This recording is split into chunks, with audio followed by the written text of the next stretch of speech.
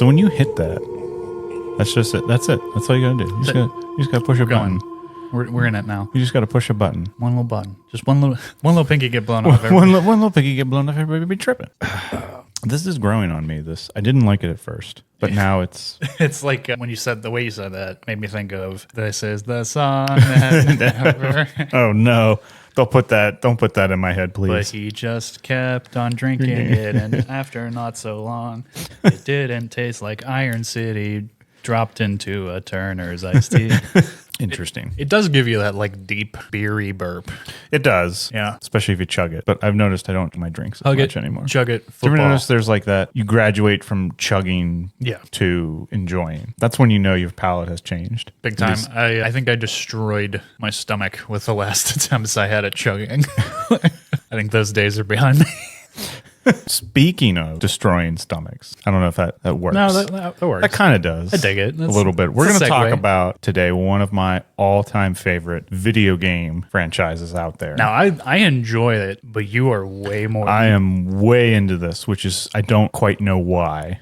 See, I know why. But I wasn't a PlayStation kid, which is the reason I know why I'm not. Yeah. I do like it a lot. I just didn't grow up with it. So Yeah. therein lies the rub. No, I grew up with it. We are talking about Resident Evil, which was originally and is unknown in Japan as Biohazard. I did not know Yeah, it's called Biohazard. So if you ever see that, I guess it was something with they couldn't get the name for it here, and it was just kind of on a whim. They were going to call Biohazard here, but they couldn't. I don't know if it was like a copyright issue when the first game originally came out. So someone was just like kind of like, oh, let's just call it Resident Evil, given the nature of the fact that the first game takes place in a mansion. Yeah. And you've got okay, I see. You've got monsters running around. You got evil creatures. So hence the name Resident Evil. It's strange though, because like when I hear Biohazard, I'm like, no, I like Resident Evil more. Yeah, I do like it. I just, it's such a Probably biased because we've lived with it for however long. But even though you could say it's the campier of the two titles, I'm like,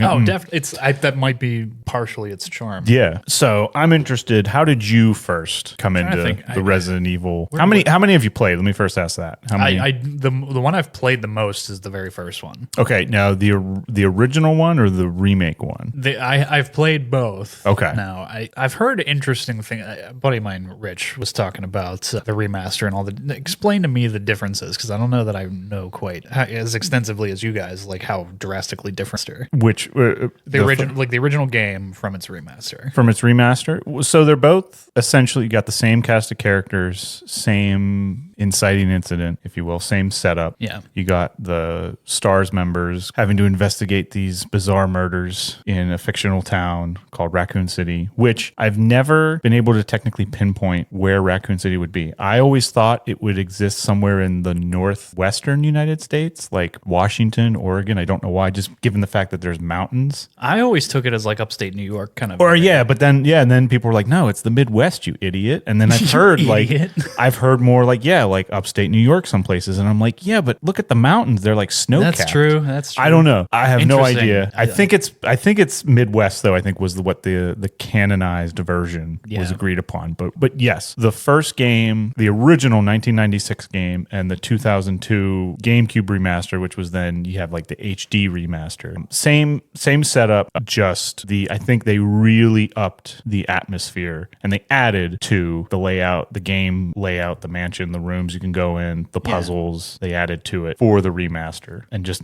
definitely better voice acting. They went up with the voice acting. That's not to downplay the original voice acting, because there is just but very early game design. There's some great one-liners in the very first game, and if anyone who is a Resi fan knows what I'm talking about. You've got great. Is there an official term for the fans of Resident Evil? I don't know. I actually res heads or residents. Ooh, I like that. Residents. Hey, bud, are you a resident? And then someone's like, you just meet them out in the middle of nowhere. Are you a resident, buddy? And then he just like pulls out a shirt that says "I heart Jill Valentine." he's got on under his coat. Hey, Jill is one of my favorite female characters of all time. I just have to. She's strapped, dude. She's got multiple caches of ammunition on her. Well, I've always liked how they portrayed her in terms of like she's capable, she's strong, she's not a damsel, but vulnerable too. Yeah, like she feels like a real human being. Obviously, as the games have gone on. Yeah, and like in the first game, you can argue, but again, that could be through you playing her as the player. Now, not to disrupt your flow, but you, if I'm not mistaken, one of your big claims to fame, you did a Resident Evil short. If I'm not mistaken. God, yeah, I did. We don't have to talk about it. If you want we to. can. I know there's some mixed memories. No. I tried doing one of the directing. You projects. always say tried, but I do think the results of that. I remember sitting in the theater watching it, and I was like, "This is dope." No, it's all right. I'll give it that much. Nobody else tried doing anything like that, dude. I just was like all up. I was just all about it. I was like, "Oh yeah, let's try it. Let's do it." Because I think too, it comes from the fact that I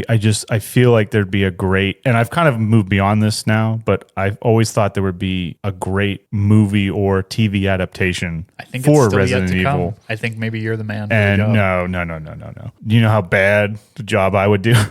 Hey, at this point. That's true. No, yeah, I said, oh man, I want to try and do this and do it right. I think you did a good job. I appreciate that. I know you always talk down on it. I think it came out well. Well, I appreciate that. So yeah, I did that based on a scene in the fourth game. Yes. So I thought, okay, this might be something interesting to shoot. But just because I'm not a fan of the movies that they made, not that they're necessarily bad. They're so off the beaten path. They are what they are. They don't capture the same essence that a Resident Evil game does. I agree with that. And for me, they exist in that, I don't want to say bad, but bad. Bees. I enjoy them for how hokey and weird. Yeah, you definitely get to have a good time out of them. Yeah. You definitely have a good time out of them. I still will pick them up and rewatch them every now and then just for how goofy they can get. But yeah, they get so goofy and so bad that they get funny and good. That's not necessarily where you want to be aimed for, but yeah, some of them were just straight up CGI. Oh yeah, monstrosities. Yes, no pun intended. But and that was what led me to shoot that, because I was like, damn it, I really want there to be something out there that at least harkens back, or at least captures the atmosphere, the tone, the thrill of a Resident Evil game. So that was why I did that. And then, but as time has gone on now, I've kind of been like, you know what? No, there is a Resident Evil, and it's the video games. Yeah. That's what it is. You don't, like, it was a weird thing. I always had to justify thinking that, oh, you have to have a movie to justify the game. Well, it's interesting because I don't think that way anymore. Video game adaptations are particularly a tricky nut to crack.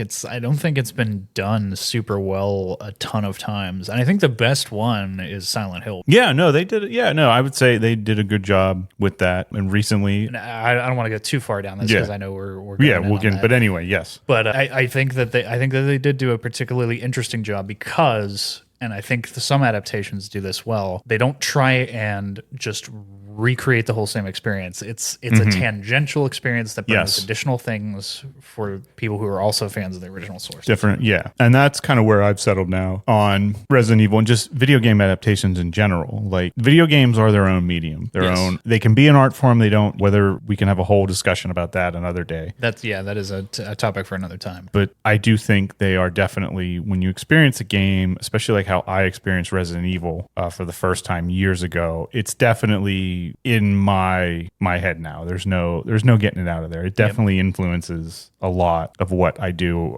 artistically and creatively. Now, what particularly about the gameplay, like, because it is a unique aspect of the video game. You're not just getting a story; you're in that driver's seat. Yeah. What particularly about the gameplay struck back in the day, but also still strikes you? For me, well, I think they've been coined, or the ones of the progenitors, creators, however you want to look at it, definitely one of the first. You could argue Alone in the Dark did it before them, a couple other games, but this survival horror genre. Yeah. And that was kind of one of the things that I like about it, is that term survival in it. Because you could just say it is horror, but survival horror. And it has become, that genre has been fleshed out, especially in just recent years. Yeah. I mean, you got Outlast, Amnesia, you've got how many others? You've got Silent Hill, mentioned, is another survival horror. Basically, thing. Where the goal is not to dominate enemies, but just necessarily make it through a maze. Yeah, there's the idea of, like, so when you have your games, there's always usually like a power up or there's some sort of thing you can get that makes you more invincible. You think of like, if you think of like the classics like Mario, you got the mushroom or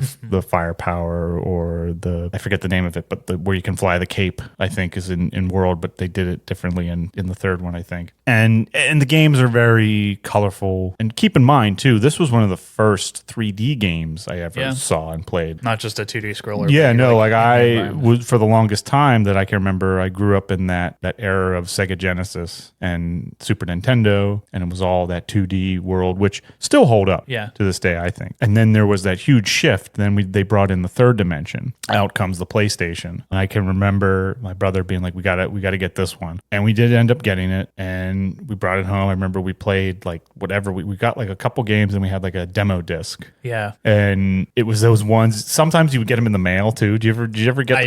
Xbox had a magazine they'd put them out with. And they'd come with the demo discs, and I had a library of those demo discs. So I was like, that's how I would catalog and categorize what games I was gonna like pull the trigger on. Yeah. Now it's like you can get the playable teasers on it as a download. Yeah, no, it's like so strange how like stuff is now done compared to like how it used to be. Like I never would have thought everything could just be done through the software, like just digitally, like nothing tangible necessarily to hold. So weird.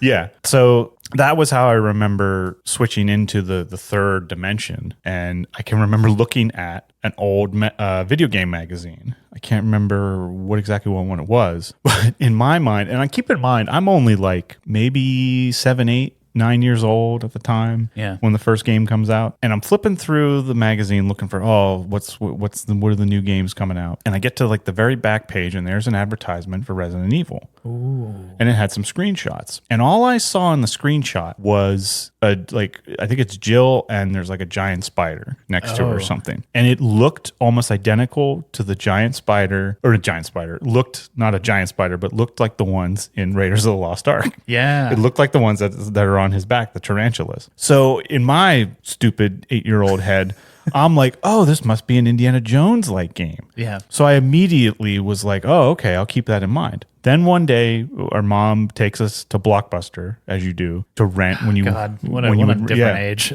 And you would literally go into the store, and we're looking for games to rent. So, and we had only just bought the PlayStation. I want to say maybe this was maybe a few days or a week later after we bought it. And my brother and I go into the Blockbuster store. I don't know where my sister was at the time, but she did end up playing the games with us later that night. And my brother picks up Tomb Raider. He had heard about it. One of his friends at school said, oh yeah, you got to play Tomb Raider. And that's the one he picked out. And my mom was like, all right, you get to pick one. And there it was, Resident Evil, just sitting there. No, I had no clue what I was getting into. I just remembered seeing it on the thing, and I was like, oh, yeah, let's get this. And I do think it was, I think the ratings were out at this point, the ESRB. Yeah. I believe. If not. It was an M-rated game. Right? Yeah, it was a mature rated game, but the rating system was still new. If it was, then it was definitely still new. Yeah, we're now in the PEGI system, so.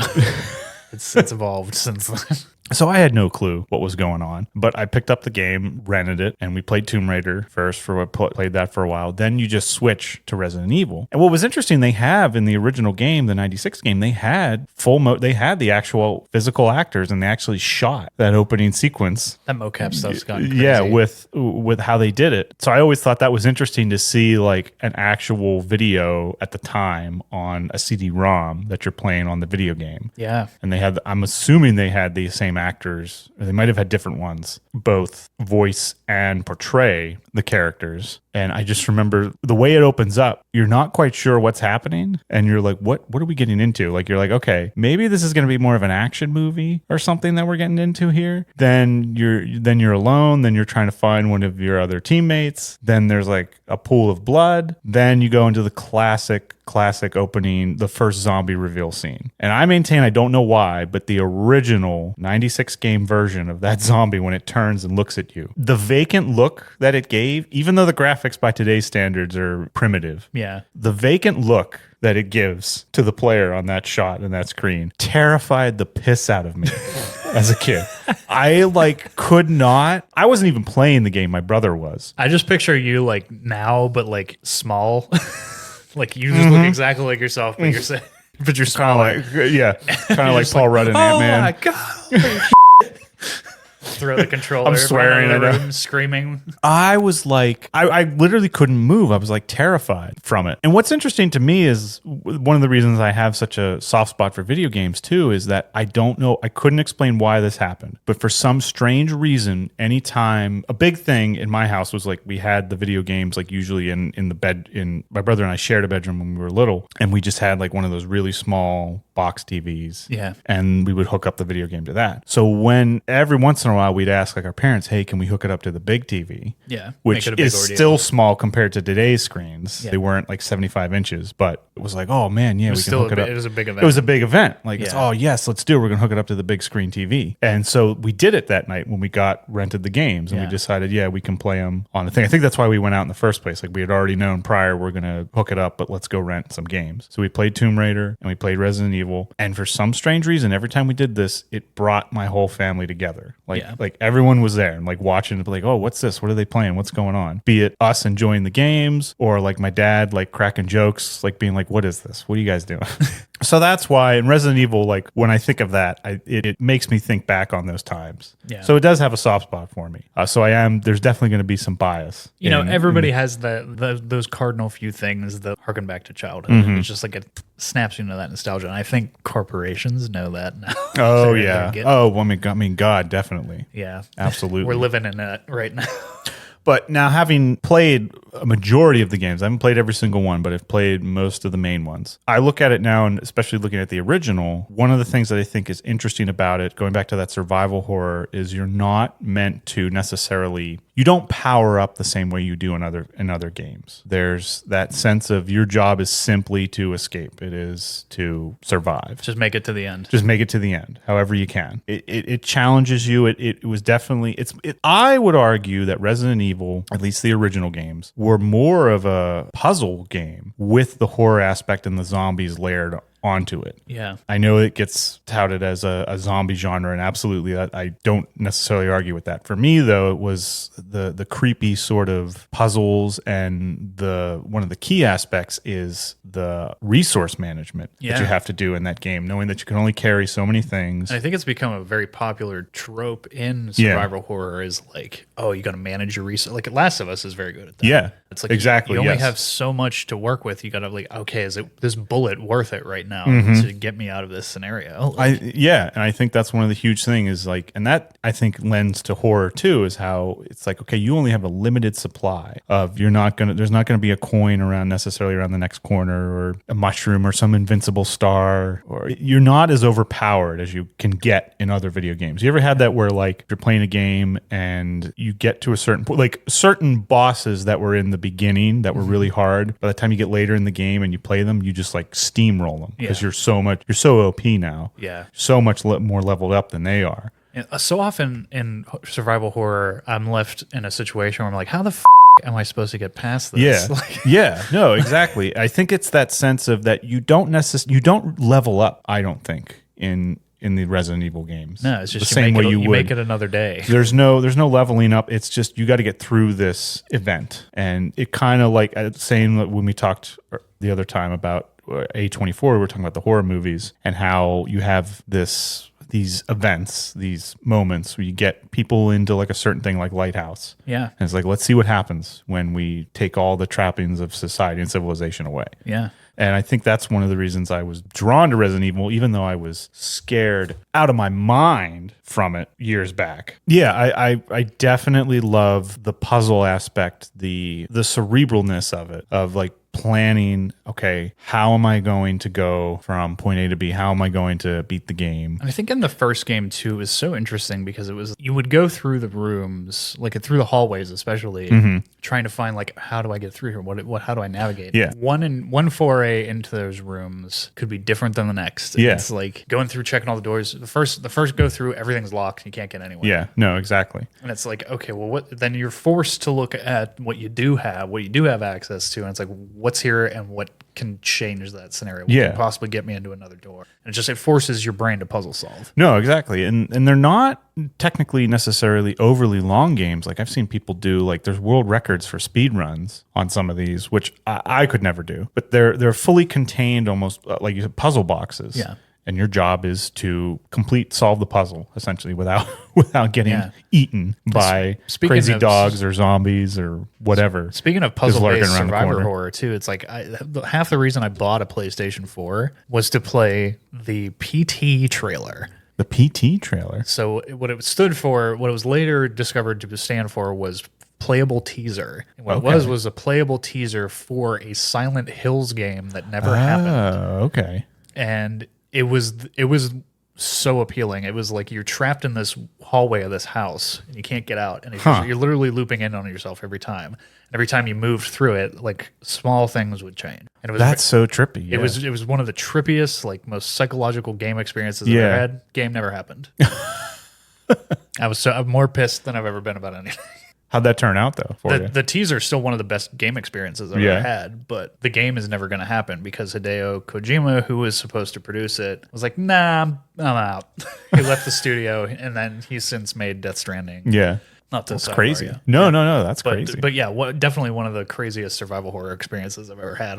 I remember being like up until like the hours of the night just trying to figure that stupid thing out. And it wasn't even a whole game. It was just a teaser for a game. Yeah. And I think that's interesting how, like, I think that's one thing I like going back to Resident Evil. What I like is when you're going to create, because there is a whole ton of lore now. Oh my God. Like just for the franchise. There's how many games now for those? Well, here, I found this really interesting. 146 million copies sold worldwide as of July 2023. That's impressive. That's just the games alone. Yeah. And here, look, like here we go. So here's like literally just like a list. You've got from 96 all the way to today. And these are just the main ones, I think. There's a ton. Of these, what I have played through, I've done the first one and I've done the Revelations series. Other than that, I don't think I've really done many of them. Yeah, like Resident Evil 4 Remake just came out this past year. Yeah. That's another. Village did really well. Yeah, Village did really. I mean, the franchise, I think, is still going strong. I mean, this is definitely one that I could see you could make.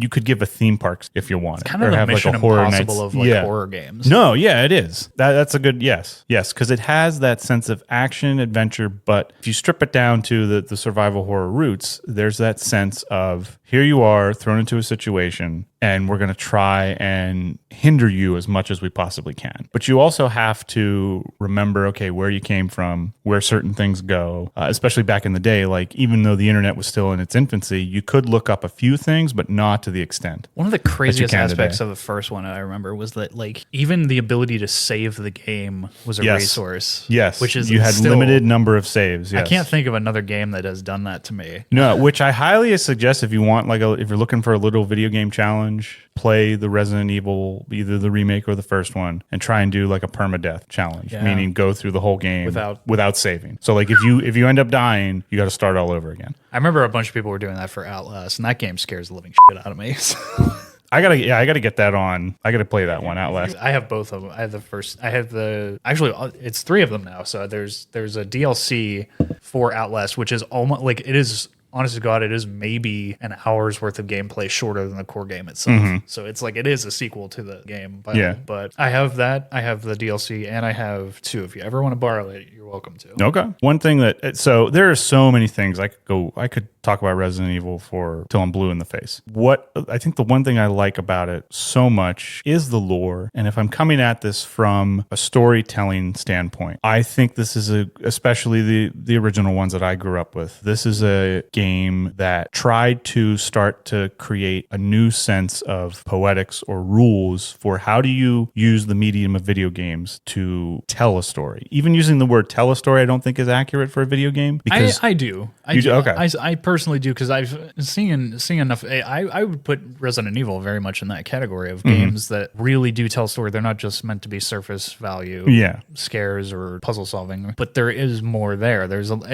Clearly they've made 7 of the original movies. Yeah. And then now Raccoon City on top of it. Yes, which I think, as much as I didn't like Raccoon City, I think it definitely felt more like Resident Evil to me when I saw Welcome to Raccoon City. It's not a perfect movie by any stretch, but it was a step above. From a storytelling aspect, what I like about this is where I thought video games for me started to finally at least show like bits of like, okay, when you're writing, you can always hear the term show don't tell. especially in film. One of the books I remember reading about like how to write, what to do, you almost want to do a mix of the two because the main commandment is always show, don't tell. Well, if you show everything, it's going to take forever. Like you can't show everything in the character's life or what's going on with the story. Otherwise, it would start to get boring. Even like one of my all-time favorite story, movie, you name it, book, Lord of the Rings. Oh my God. If he showed everything, I think I'd still be reading it right now. Like the man took a lifetime to build the backstory and then not even like fully put it there. Yeah. Like, which is crazy. No, and usually as a writer, that's sometimes what happens. Like you gotta know all this stuff as a writer, but you don't need to show. Don't need everything. To bombard your audience. You don't know. You want that brevity going. You want them to be hungry for it and dig for it on their own. But imagine if we saw every single day, every single moment, every single little conversation of the Fellowship. Here's my pitch. Going along. Yeah. You got a pitch? A sub novel series following Bilbo's adventures in the Shire, following the Hobbit, leading up to the 100 some years in between the Hobbit and Lord of the Rings. You could do it. Probably be boring, but you could do it.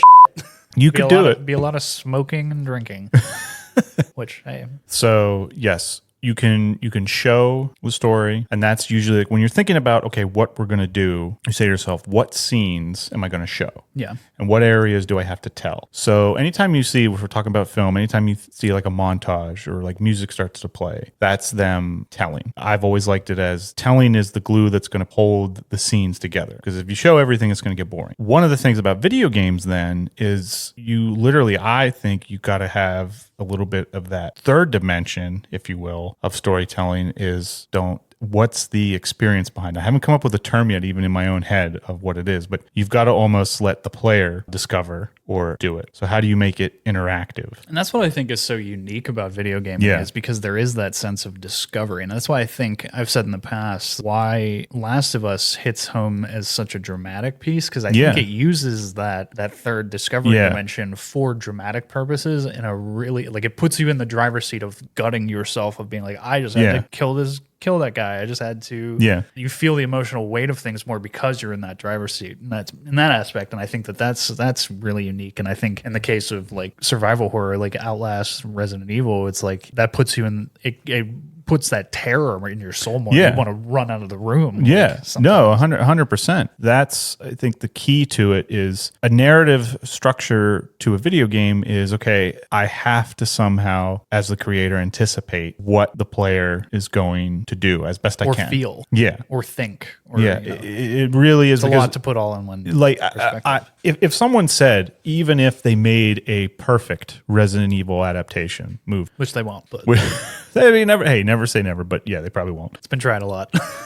If they did, and someone said, okay, you can play the game again, or you can watch the movie again, I'd be like, I'll play the game again. Mm-hmm. I feel, because for me, it's still that experience of you're in the mind, literally in control of the character. You feel a part of it more, at least for me, having grown up with video games more than some of the other mediums do. Not to discount that either, but I think there's another element to that as well as just remakes in general. Mm-hmm. I think it's that trying to rebottle lightning when it's already, you got it right already. Why would you try and do it over again? Well, and I think too, like it is one of the things when it comes to video games, because the technology is getting better. It's strange how if they remake a movie or redo a book, you're like, oh, again. Although I think in video games, ability to see what it's like updated for a new software, for a new engine, I think video games do sort of have more room to do a remaster, if so. And of course, everyone's greedy and always wants more money. That's just the way. Which plays right into some of the themes of Resident Evil with the Umbrella Corporation. I love the lore too. Of it's Resident so good. Evil. It screams right in the face of all that corporate greed and everything too, and I love that. And everything has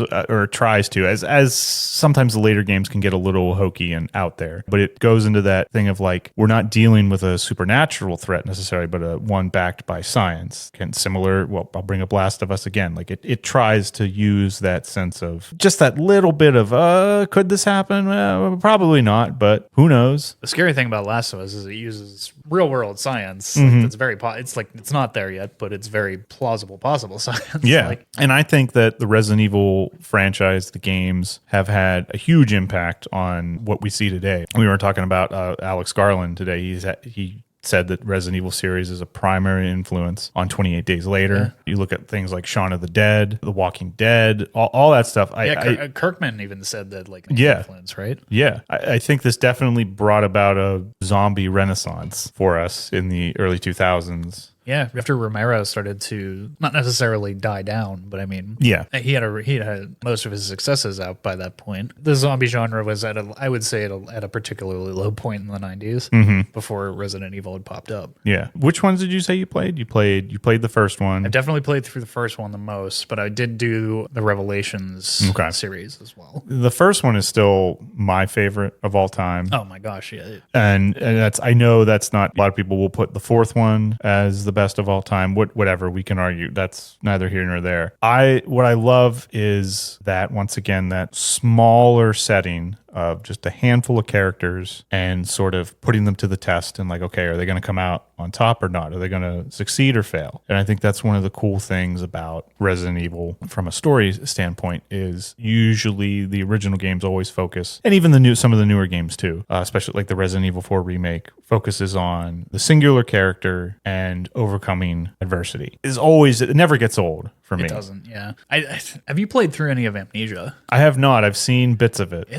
That one probably reminds me the most of Resident Evil. At least just like my limited. I haven't played through all of them, but it's a lot of like going through the castle, the lantern kind of stuff, and it's a unique one. I think you would like it. I'll have to check it out. They're real cheap on.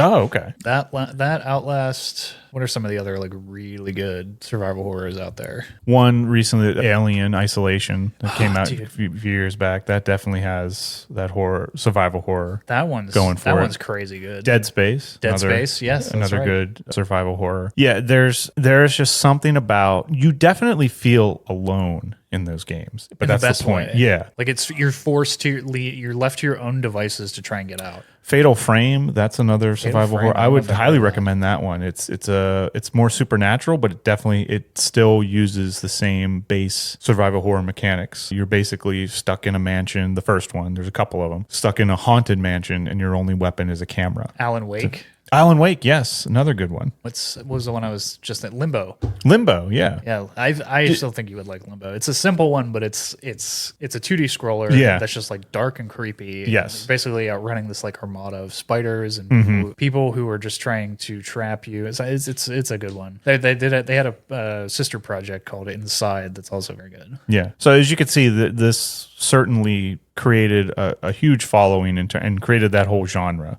Yeah, like survival horror, a whole giant scope of games. And for me, if I can separate the nostalgia from it and having grown up with the original games, what I always loved about it was it gave more agency to the player than other games did. Like, you could get multiple endings. Yeah, they were as limited as they were in the beginning because the hardware was limited. The fact that you said multiple endings, I can't believe everyone. Have you ever played Until Dawn? No, I have not played Until, but yes, I've seen people. I've seen it. I've watched some live streams of it. Yes, Goosebumps. Yeah, yes, that is another good example. That's a really good one. Yeah, even the cast in that one, like Rami Malek before he was just famous, was in that. Yeah. No, I think this is definitely, I love the characters too. Of course, there's some great one-liners in the original game. You, the master of unlocking, a Jill sandwich.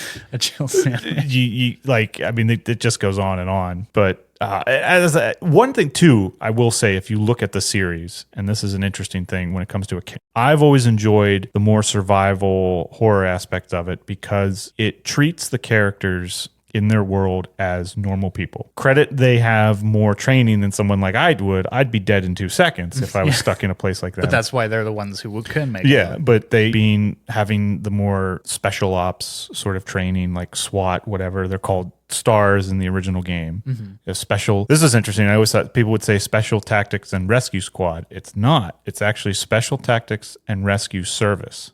From the original game. Somehow Squad got thrown in there in the movies. They screwed it up. And they put Squad. More of a sign that they just... Yeah, they just not care. There's no Squad, it's Service. So yes. I always like that moniker too, anagram thingy stars. I always was like, oh, that's cool. I like that. In the original games, treat their protagonists as normal people who are confronted with extremely extraordinary circumstances. And that's what I always loved about it. That sort of dire, that tone and the atmosphere, the creepy atmosphere that the games do, the sounds in this. I mean, to make the soundtracks and the sound design for the original games back on like the PS1 would have been, I think, just a harrowing effort to create. But then as the series has gone on, the characters become more superhero-like, heroic, classical, like they're action heroes. And you see that a lot sometimes. The longer a character goes in a franchise, they start to make them more fantastical in the sense. And one of the things I like about Resident Evil, they sort of brought it back then a little bit more recently, limiting the characters, making them feel more real. Like, let's take that superhero aspect out. Orson Scott Card has a really great book. It's called Character and Viewpoint. I highly recommend it if anyone's interested in developing characters more. Yeah. He talks about how like characters, like when you're looking at the audience, the society at the time, you have like a pendulum and it swings from, I forget the exact terms that he uses, but you have like just the regular person, the common person, just everyone. You try to make them feel as real as possible. And that's what I think Resident Evil to an extent does with the playable characters. And then tastes can start to shift, and then people want something more as time goes on, or stuff happens in the world. People want more stronger, like fantastical characters. They want more superheroes. So you have like just the regular person, and then you have the superhero, and like you have obviously Superman or Batman. We talked about Indiana Jones not being quite the superhero, but being put in it kind of swings back and forth. Like people want more right now. Like I feel like maybe we're going back the other way. Prior, when Marvel was having the big thing going on and all the superhero movies were coming out, everyone was just eating up. We want these larger than life, iconic, super powered protagonists. There was a massive splurge of that. Yeah. And then you start to, it's just like anything. You start to get a little tired of it. And then the pendulum starts to swing back the other way. We start to see. And I think that's one of the things, going back to the A24, that's one of the things I really like about those, because it's everyday people confronted with these incredible circumstances, which I think plays into horror a lot. Horror tends to usually go with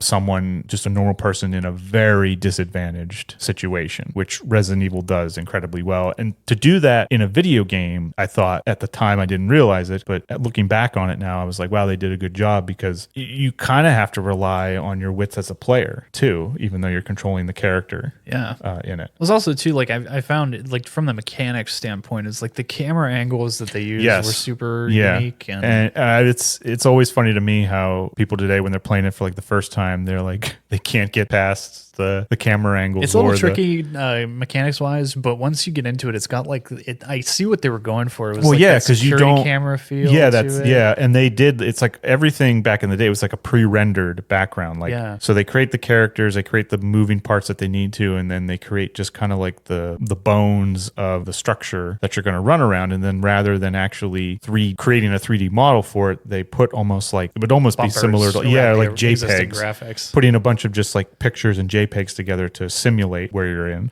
And that security camera style footage of it, I think, increased for me the sense of fear in the game, because you can't always see what's around or down the hallway or near the next corner. Like you feel like you're trapped. Yeah, and you have that claustrophobia, and you have to go through the next screen to finally get for the camera to change. Yeah. So you never quite know what's going to happen around the corner. Is something waiting there for me? I can hear it. I don't know where it is. Is a zombie right there? So that's, like I said, I can go on constantly about it. But I'm talking way too much. Give me some of your bits on Resident Evil here. I don't know what I could say, but I mean, it is such a unique game. It is that corporate. I think it is like the tones of it. I think it's that corporate element to it. It's that the monsters are almost like tangential to that in certain ways. But I think the fact that it has so many layers to it is a testament to how well crafted it is. Yeah, and I think like you've said before, like the resource management in it was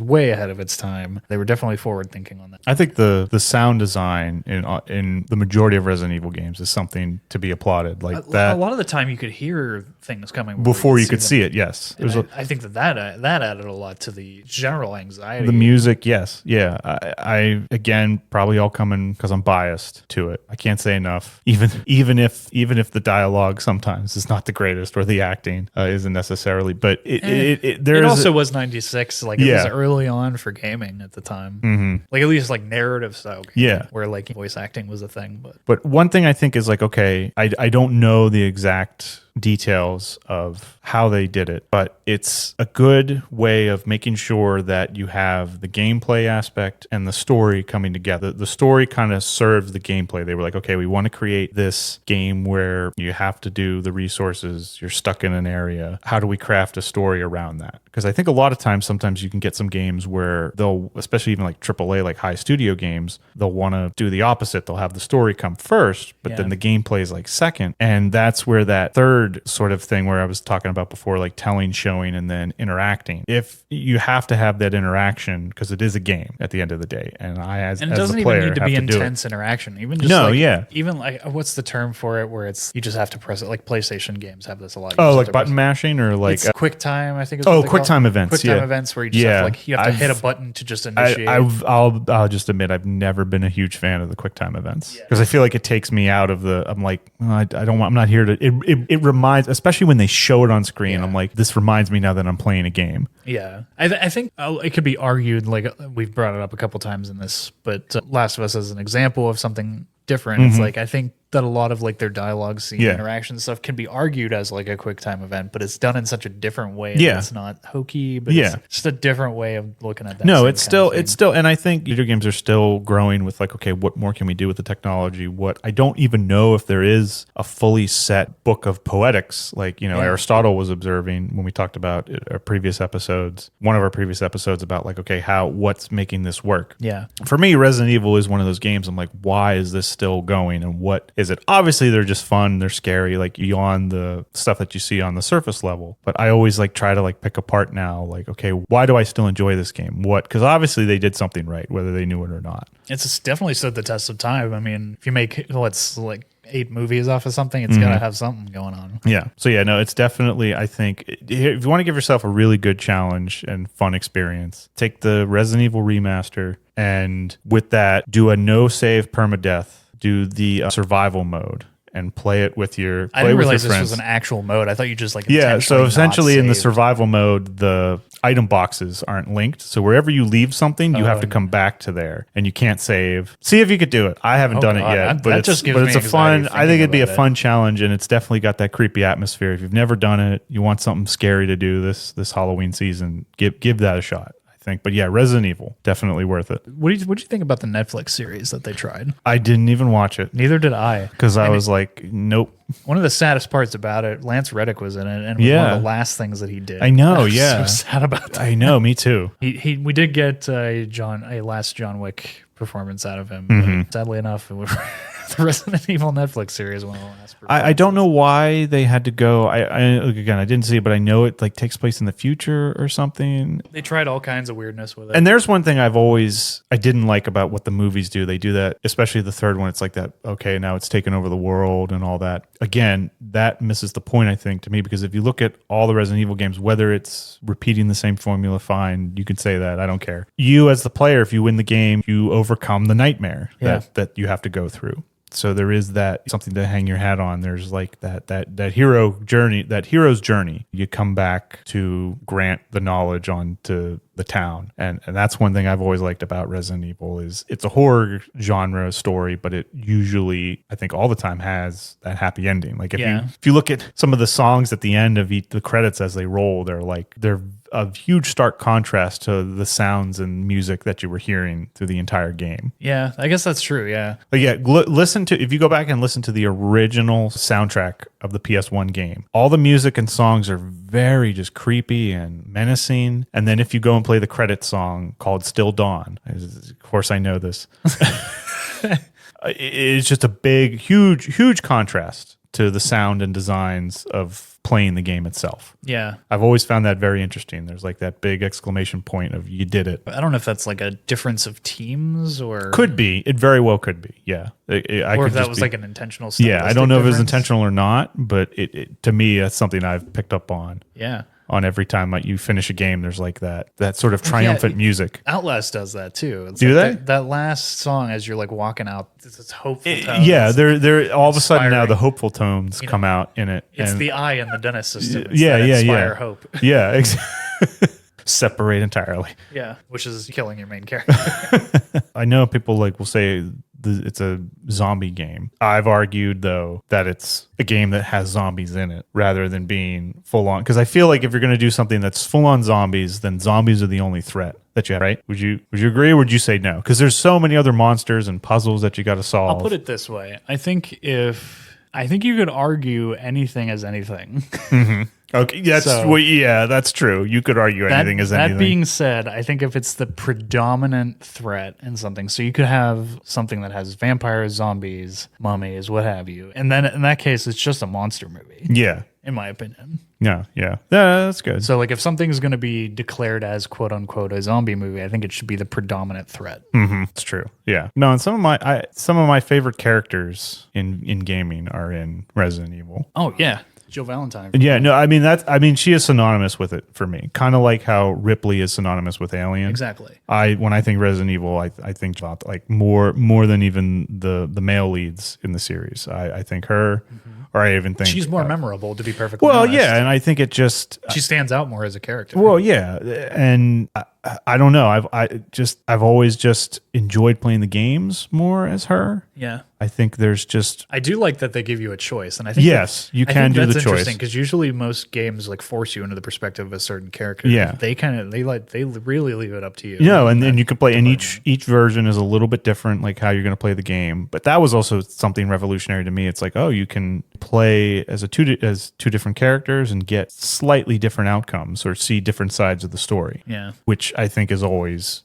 been interesting for me. And there are the novels too. Like it just goes on. I did not realize there were novels. No, there's novels. There's a ton of them. I mean, it definitely has that Star Wars like reach in terms of the merchandise and extra stuff you can get. The merchandise rights alone make us rich. But do you ever like run into other people with Resident Evil? Not as often as I'd like, to be honest. Rich is the biggest guy I know into it. The games themselves, but the lore is one of the things that I come back to a lot. Like I always want to know more about, okay, who built this mansion? Where the hell is Raccoon City? Which we still don't know. Which I think it's supposed to be somewhere in the Midwest. It's never stated in any parts of the lore that's I want to say there is a couple games that say it's a Midwestern town. Yeah. Though I've never been convinced by that because I'm like, the mountains the geography doesn't work for me, but it's possible. That's fine. I'm not arguing. Yeah. Maybe I am arguing. No, but like the wealth of lore to this franchise now, the characters, the sense of all the different monsters you can have in it, I think just epitomizes horror. But again, going back to that, it's always buttoned by that hopeful tone at the end of it, at the end of the day. And I came to that point too, realizing like, you know what, I don't need to worry too much anymore about maybe seeing an adaptation for this. The games, I think, have the definitive version. Yeah, that is the definitive version. You have that key, the sense of like when you're writing a story is, okay, a character's choice, their actions tells a lot about them. So you, as the player controlling the character, certain little choices that you can make where you go affect the outcome of the story, the end of the game. Credit back in the day when the original games came out, I said it, the hardware wasn't quite as nearly as good as it is now. So they were playing with a limited palette. But just to see a story that can go different ways, and like I can remember talking to a few of my friends back in the day, how they had slightly different endings from mine, or they would say something and I would be like, you didn't play the game. What are you talking about? You piece of shit. You didn't play it. You're just lying to me. No, I think especially though for me, the save room themes of Resident Evil. If you like, it's such a weird. It's once again, it's that same sense of like you're enticed, you're comforted, but you're also like on edge still, all at the same time. when you're experiencing it. Even when the game is stopped, it's still giving you anxiety. No, I will find myself sometimes listening to some of the songs, some of the soundtracks. Dude, that's like the ambient tracks and stuff. Every once in a while, I'll the the ambience in Resident Evil, definitely ambience is a big to it. It's like the storm raging on in the background. Too is like. As it is with a lot of horror, but yeah, for sure. But and it's something unique about that one. It sets a particular tone. Yeah, it's just super creepy. I found this kind of interesting when they remade Resident Evil 2 when they did the remaster. Yeah. What I thought was unique was they were trying to figure out a way, okay, how do we balance the old school, like they realized they can't have the tank controls anymore. And that was, we were talking about, and the security camera style, like, or at least maybe sometime in the future you can figure out a way to do it that way. But they were like, okay, that isn't what the player, the audience is kind of expecting from games now. Yeah. But how do we preserve the sense of dread and fear that created back in the day and transfer it into a more modern game by still keeping what people have come to expect? So a lot of games what's set Resident Evil apart. Yeah. So a lot of games have that over the shoulder sort of camera. I love how like the camera, you don't think about it when you're playing a game, but when you're designing it, the sense of how the player is going to see the world that they're about to interact and play, where the camera angles are, because I know that can be a huge thing that can take you out of it if the camera angle gets screwed up. So like similar to or if it's just something that's not in tune with like the storytelling vibe. Yeah, so I would be very curious to how, like, if someone who's shot and worked on films and done like cinematography, how like coming into a game would be like, and like lighting the scenes too. Obviously you're doing it all in the computer, but I'd imagine the principles would still be similar. Well, it's interesting because you kind of have to be involved with multiple aspects, because you're not just dealing with whoever's framing up that shot. It's like, okay, you have to be involved in, okay, how's this being lit? And one of the things I come back to a lot for stuff that's worked on Wally, he had to integrate himself into a very different process, and you have to deal with all these different departments of development in order for that to kind of come to fruition. It's a tricky balance if you want to come in there as like someone who's just dealing with like picking blocks and pointing it at things, and then coming into a group of people who know how to advance coding. It's like it's a different kind of world. So it's trying to work your more, for lack of better explanation, more simple mind into this really complex world. But it's like you really have to just strip it down to those same core principles that you know how to do if you're someone coming into that world for those purposes. Try and apply what you know to what they know. It's like, don't try and learn everything that they know. Yeah. Just find out who you need to tell it to, I guess, is like the tricky part. But no, I think that's what something that they ultimately did was because to preserve that sense that the original games had and keeping the more modern style. Yeah. What they decided to do was, okay, and you and I play other games where you have it's almost like the camera is the crosshairs, essentially the crosshairs. So essentially what they try to do is create that intensity was like, if you can stand still long enough, you get a more accurate shot in the game. But the game is also designed to make you constantly have to be moving. Yeah. So that introduction of those crosshairs that sort of react to what you as the player are doing with the character influences of how good of a shot or a move you're going to get off in the game. I thought was interesting to see how you can taking the tools that you have, but also trying to update them that can help create the atmosphere that you want. Wrap practical purposes around multiple elements. Yeah. No. Same goal. Yeah. So I think I have to say the Resident Evil 2 and Resident Evil 4, I think they did a great job. Resident Evil 4 has a bit more action to it, but I think they did a great job of updating and bringing them into a more modern setting. Who knows, maybe another 20, 30 years, they'll remaster it, update it again. Yeah, very much possible. So yeah, I think it's a good game. I started a replay of it, and I'm excited to go down the spiral again. But yeah, no, me too. It's always something that every so often I have to play again. Even just for the puzzles and trying to see. Just late at night, just get a spooky vibe going. Yeah, creepy vibe. It definitely has. That's I don't just like to zombies. I don't just like to watch movies for my Halloween season. I like to get in and really scare the shit out of myself. Absolutely. Why not? Give it a shot. Yeah. Why not?